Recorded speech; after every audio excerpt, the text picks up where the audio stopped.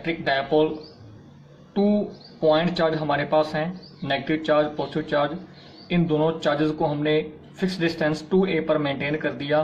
तो इस प्रकार के बने अरेंजमेंट को हम बोलते हैं इलेक्ट्रिक डायपोल बोलते हैं।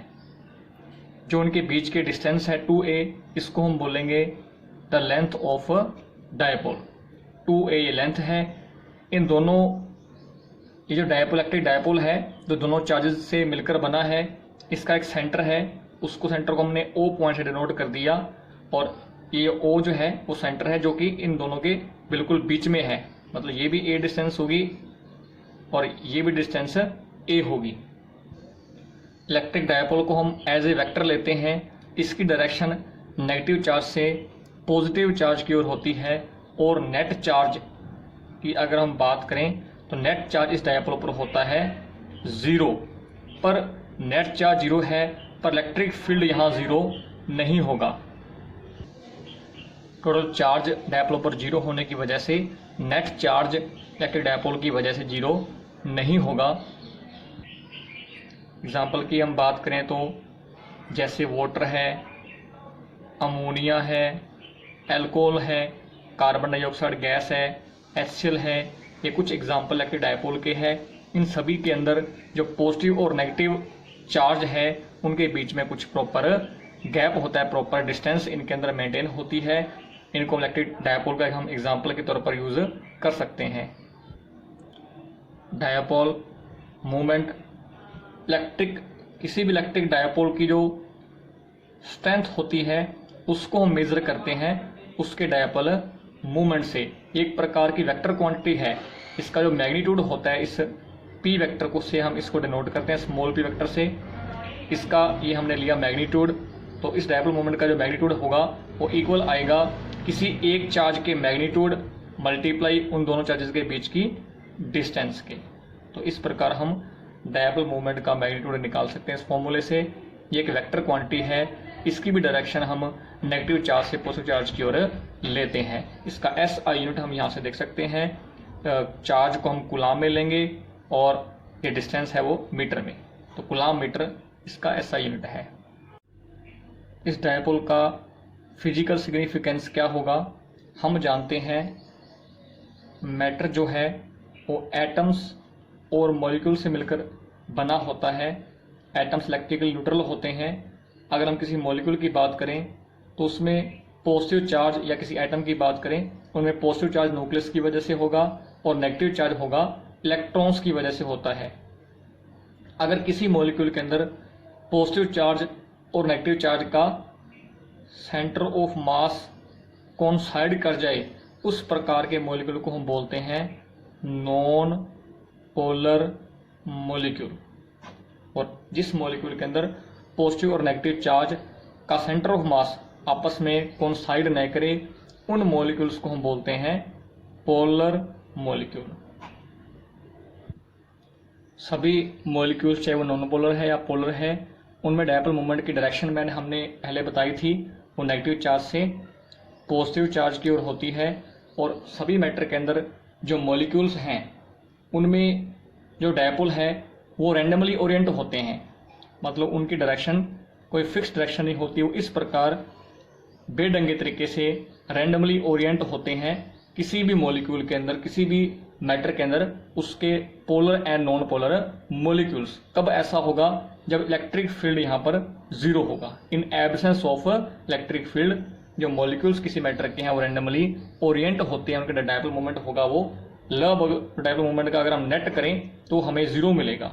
और जैसे ही हम कुछ इलेक्ट्रिक फील्ड अप्लाई कर देंगे, उस केस में क्या होगा, ये जो डायपोल्स हैं वो इलेक्ट्रिक फील्ड की डायरेक्शन में अलाइन होना शुरू हो जाते हैं।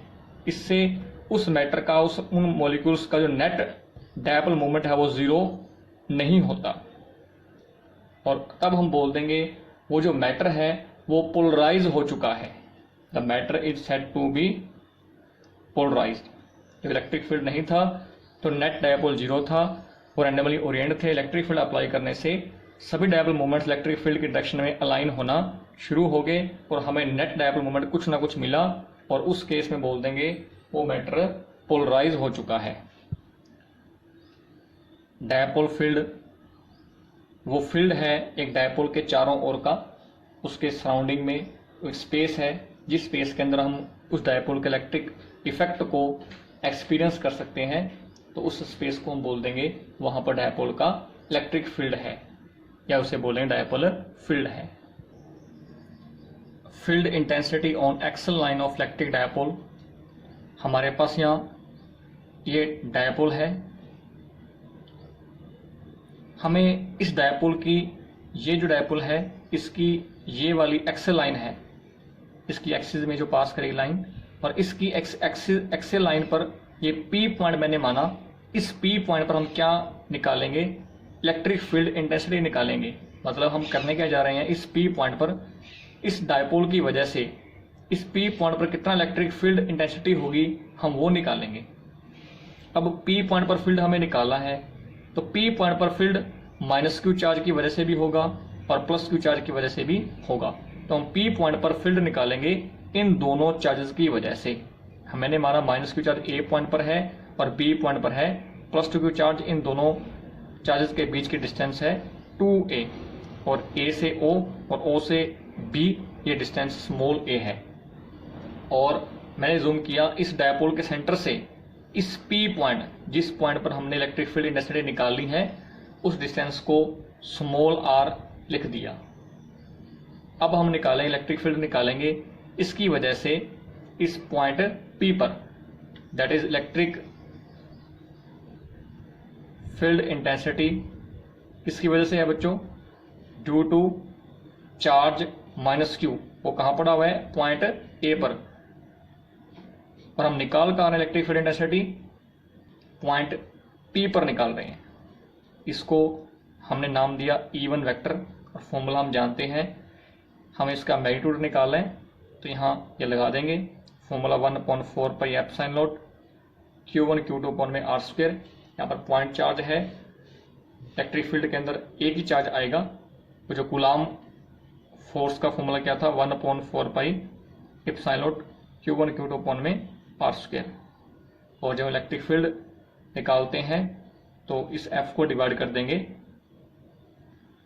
चार्ज से, तो इलेक्ट्रिक फील्ड इंटेंसिटी के फॉर्मूले में एक सिंगल चार्ज ही आएगा, वो ये क्यू है, और डिस्टेंस हम चार्ज इसकी वजह से फील्ड निकाल रहे हैं इस पी पॉइंट पर, तो डिस्टेंस भी कौन सी आएगी, ए पी डिस्टेंस आएगी, उसका आएगा यहाँ पर स्क्वायर आएगा। यहाँ ध्यान रखना बच्चों, और हम मैग्नीट्यूड निकाल रहे हैं तो यह राइट साइड के अंदर भी यहाँ मैग्नीट्यूड ही आएगा, हम यहाँ पर माइनस क्यू नहीं लगाएंगे। और इसकी डायरेक्शन कहाँ होगी, लास्ट क्लास टॉपिक के अंदर, लास्ट लेक्चर में बताया गया था, जो माइनस चार्ज होता है, इलेक्ट्रिक फील्ड ऑफ लाइंस उस माइनस चार्ज में की ओर होती है। इलेक्ट्रिक फील्ड लाइंस ऑफ की जो डायरेक्शन है वो परपेंडिकुलर होती हैं और इनवर्ड होती हैं, वर्टिकली इनवर्ड होती, रेडियली होती हैं एक नेगेटिव चार्ज की ओर। तो अगर हम इस ए पॉइंट की बात करें, ए पॉइंट पर जो चार्ज है, इसकी जो फील्ड ऑफ लाइंस है वो पी से अंदर की ओर आएंगी, तो पी से ए की ओर डायरेक्शन होगी इस इलेक्ट्रिक फील्ड की, इसको बोल देंगे अलोंग पी ए। अब हम निकालेंगे जो बी पॉइंट पर प्लस क्यू चार्ज है, इसके इलेक्ट्रिक फील्ड इंटेंसिटी निकालेंगे इस पी पॉइंट पर। यहां वैल्यू पुट कर देना आप ए पी की, 1/4 pi epsilon not Q upon में ए पी है बच्चों, ए से पी, ओ से जो पी है वो आर है, इसमें हम ये स्मॉल ए ओ ऐड कर देंगे, तो हमें आएगा ए प्लस ए आर प्लस ए का होल स्क्वायर, ये आ गया E1। और अब हम निकालेंगे electric field intensity due to positive charge जो कि बी पॉइंट पर है, और फील्ड इंटेंसिटी हम कहाँ निकाल रहे हैं, पी पॉइंट पर निकाल रहे हैं। तो फॉर्मूला आएगा 1/4 pi epsilon not Q upon में, अब बी की वजह से हम पी पॉइंट पर फील्ड निकाल रहे हैं, तो ये डिस्टेंस आएगी। और ये डिस्टेंस कैसे निकालोगे आप, हम इस पूरे आर में से अगर हम ये ए माइनस कर दें तो हमें ये बीपी मिलेगी, दैट इज आर माइनस ए का होल स्क्वायर। और हमने देखा था एक पॉजिटिव चार्ज है तो इससे जो फील्ड ऑफ लाइंस होती हैं वो वर्टिकली आउटवर्ड होती हैं, तो वर्टिकली आउटवर्ड है तो बी पॉइंट पर जो चार्ज है यहाँ से फील्ड ऑफ लाइंस इस प्रकार बाहर की ओर निकलेंगी, बाहर की ओर, तो पी पॉइंट पर डायरेक्शन क्या होगी इलेक्ट्रिक फील्ड इंटेंसिटी की, बी से पी, ठीक है। तो अलोंग बी पी ये field of electric field intensity की डायरेक्शन है। जो E1 है क्या माइनस क्यू चार्ज की वजह से फील्ड इंटेंसिटी, उसकी डायरेक्शन है P से A के अलोंग, यह है E1 वेक्टर। और जो E2 की डायरेक्शन है वो आएगी B से P के अलोंग, B से P के अलोंग इस प्रकार ये आएगा E2 वेक्टर। तो P पॉइंट पर दोनों फील्ड इंटेंसिटी और दोनों वेक्टर फॉर्म में है, दोनों की डायरेक्शन अपोजिट है, तो इन दोनों में ग्रेटर कौन होगा? जो B का फील्ड है वो A के फील्ड से ज़्यादा होगा क्योंकि डिस्टेंस यहाँ पर कम होगी, और हम जानते हैं फील्ड इंटेंसिटी जो है डिस्टेंस के डायरेक्ट इन्वर्सली प्रोपोर्शनल होती है। तो यहाँ जो E2 वेक्टर है इसका मैग्नीट्यूड E1 से ज़्यादा होगा। तो जो नेट इलेक्ट्रिक फील्ड इंटेंसिटी आएगी, नेट इलेक्ट्रिक फील्ड इंटेंसिटी आएगी वो हम किस प्रकार निकालेंगे? हम E2 के मैग्नीट्यूड में से E1 का मैग्नीट्यूड माइनस कर देंगे। तो इस पूरे E2 में से अगर आप इस E1 को माइनस करोगे तो 1/4 पाई एप्सिलॉन नॉट ये आपका कॉमन आ जाएगा, और फिर एलसीएम लेने के बाद और क्यू भी ऊपर कॉमन आएगा। एलसीएम लेने के बाद जो फाइनली बचेगा मैं उसको डायरेक्ट लिख रहा हूँ, आपने इसको पूरे को कंप्लीट कॉपी पर सॉल्व करके देखना है। मैं डायरेक्ट रिलेशन लिख रहा हूँ, वो आएगा 4AR upon R² minus A² whole square.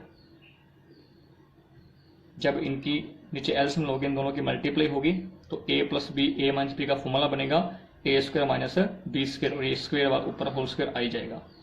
अब हम इसको जो ऊपर न्यूमरेटर है इसको थोड़ा मॉडिफाई करेंगे, नीचे आपका सेम टू सेम आएगा 4 pi epsilon not R² minus A² का होल स्क्वायर। यहाँ हम इस प्रकार क्या मल्टीप्लाई 2A कर देंगे, इस 4A को हम 2A मल्टीप्लाई 2 कर देंगे, ऐसा हम कर सकते हैं। और क्यू मल्टीप्लाई 2A क्या होता है? ये होता है dipolar movement. Net electric field intensity है और हमें मिलेगा डायपोलर मूवमेंट का magnitude Q multiply 2A multiply 2R upon 4 pi epsilon not, ये सेम आएगा। अगर हम ये मान ले कि हमारा डायपोल काफ़ी शॉर्ट है, शॉर्ट का मीनिंग क्या बच्चों? जिस पॉइंट पर आप फील्ड कैलकुलेट कर रहे हो P पॉइंट पर, वो P पॉइंट बहुत दूर है डायपोल के बीच वाली डिस्टेंस से, मतलब जो स्मॉल r है आपका वो बहुत ज़्यादा है उन डायपोल की डिस्टेंस से। अगर हम डायग्राम के अंदर देखें तो मान लीजिए P पॉइंट बहुत दूर है, अगर P पॉइंट बहुत दूर होगा उस केस में क्या होगा? ये R जो है वो बहुत ज़्यादा हो जाएगा इन दोनों की डिस्टेंस से। उस केस के अंदर हम क्या बोल देंगे? ये डायपोल शॉर्ट है। और तब हम R के कंपेरेबल, सॉरी यहाँ पर 2A आएगा, हम R के कंपेरेबल A को 0 पुट कर सकते हैं इस फॉर्मूले में, और फॉर्मूला जो हमारे पास आएगा finally that is electric field intensity का मैग्नीट्यूड ऊपर 2 आएगा, नीचे 4 पाई एप्सिलॉन नॉट, यहाँ R आ गया 2PR, ये मैंने HD लिख दिया। इस फॉर्मूले में आप R0 पुट करोगे तो R² पावर स्क्वायर, तो R पावर 4 हो जाएगी, कैंसिल होके 2 multiply P vector 4 pi epsilon not R³ बचेगा।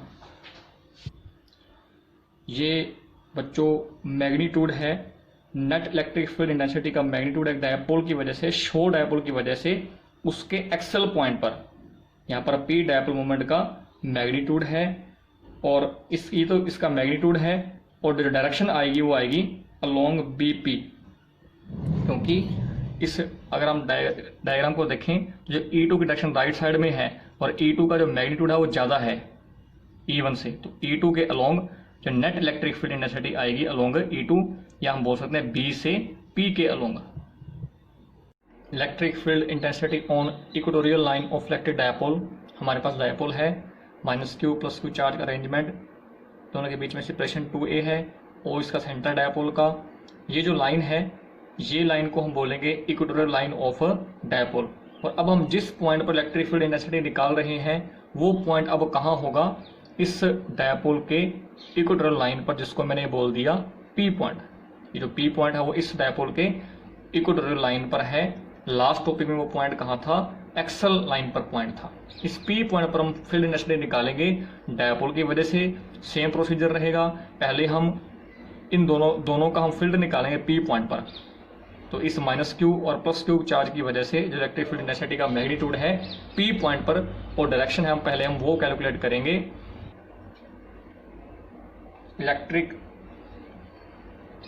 Field intensity due to charge minus Q जो कि ए पॉइंट पर है, और फील्ड इंटेंसिटी हम कहाँ निकाल रहे हैं, पी पॉइंट पर निकाल रहे हैं। इसको नोट कर दिया मैंने E1 वेक्टर का मैग्नीट्यूड। तो E1 इलेक्ट्रिक फील्ड इंटेंसिटी है माइनस क्यू चार्ज की वजह से इस पी पॉइंट पर, और इसका फॉर्मूला हम जानते हैं 1/4 pi epsilon not Q upon में डिस्टेंस का स्क्वायर। डिस्टेंस हमारे पास ये AP है, AP का आ जाएगा स्क्वायर। ये तो मैग्नीट्यूड है। डायरेक्शन की अगर हम बात करें, लास्ट टॉपिक के अंदर भी मैंने बताया था और लास्ट क्लास के अंदर भी, जो माइनस चार्ज, जो field of lines minus charge की ओर होती हैं, तो पी पॉइंट पर जो फील्ड इंटेंसिटी होगी वो ए की ओर होगी। अगर मैं पी से ए को मिलाऊं, इलेक्ट्रिक फील्ड इंटेंसिटी की डायरेक्शन इस प्रकार होगी, अलोंग पी ए।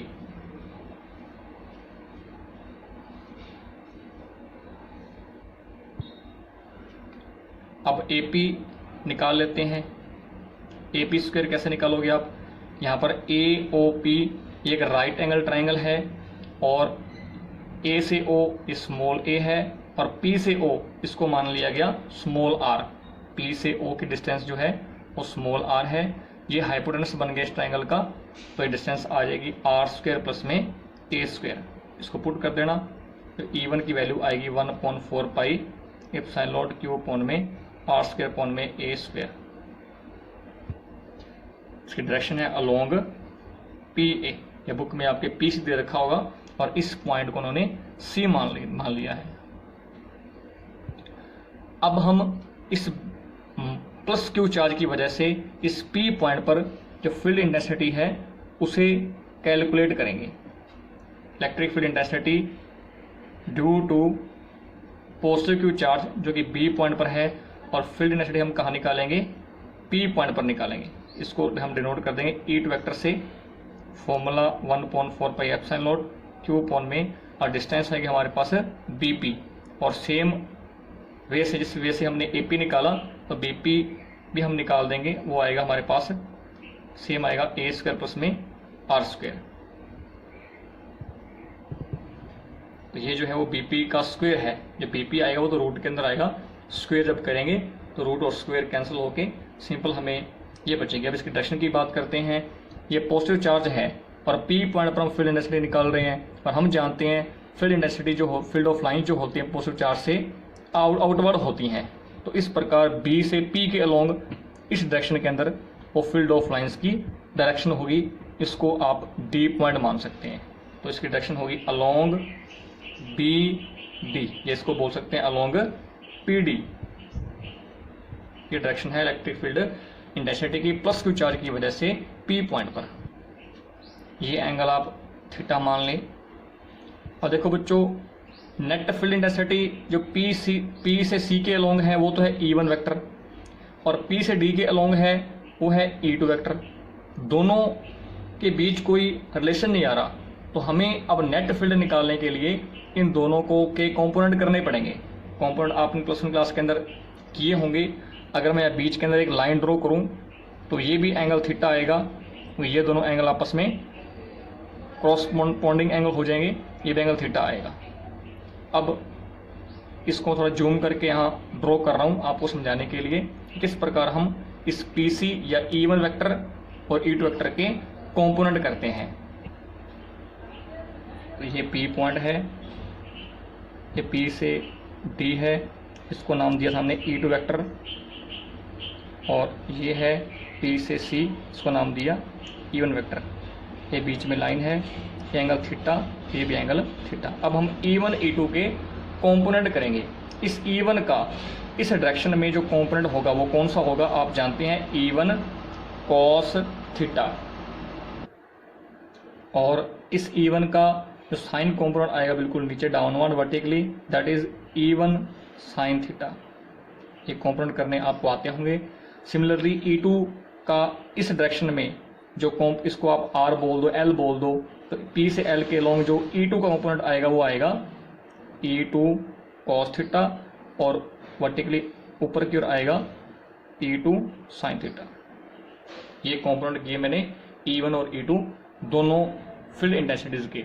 और अगर आप E1 वेक्टर का मैग्नीट्यूड और E2 पर ध्यान दें तो हम क्या पाएंगे, दोनों की जो वैल्यू है बिल्कुल इक्वल है। इसका मीनिंग E1 वेक्टर का जो मैग्नीट्यूड है और E2 वेक्टर का मैग्नीट्यूड दोनों इक्वल हैं।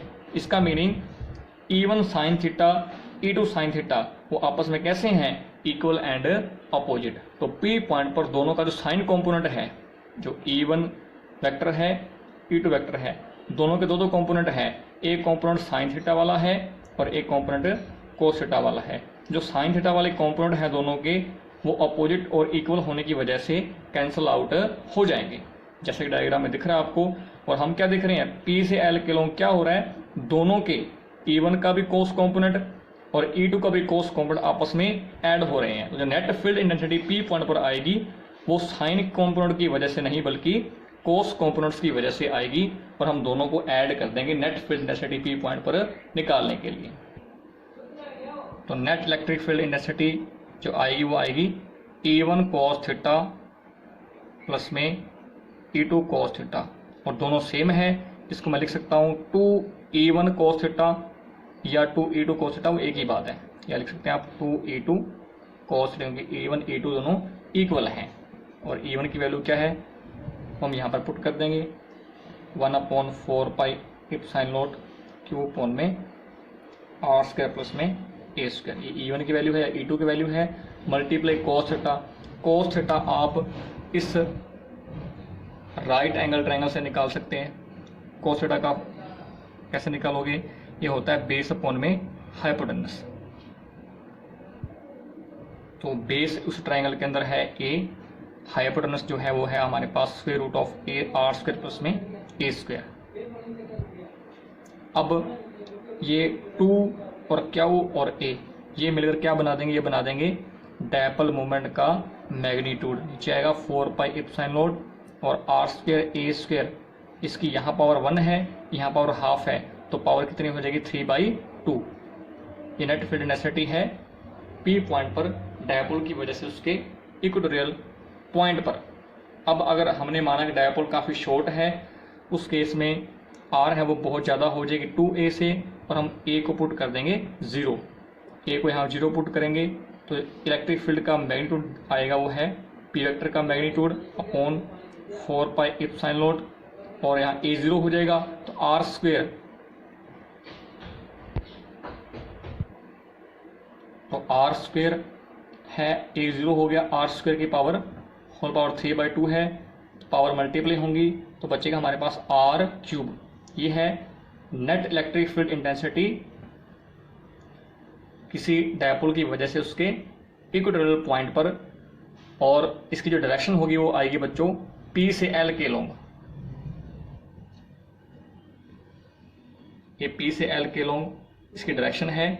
और यहाँ आप देखें जो नेट फील्ड है,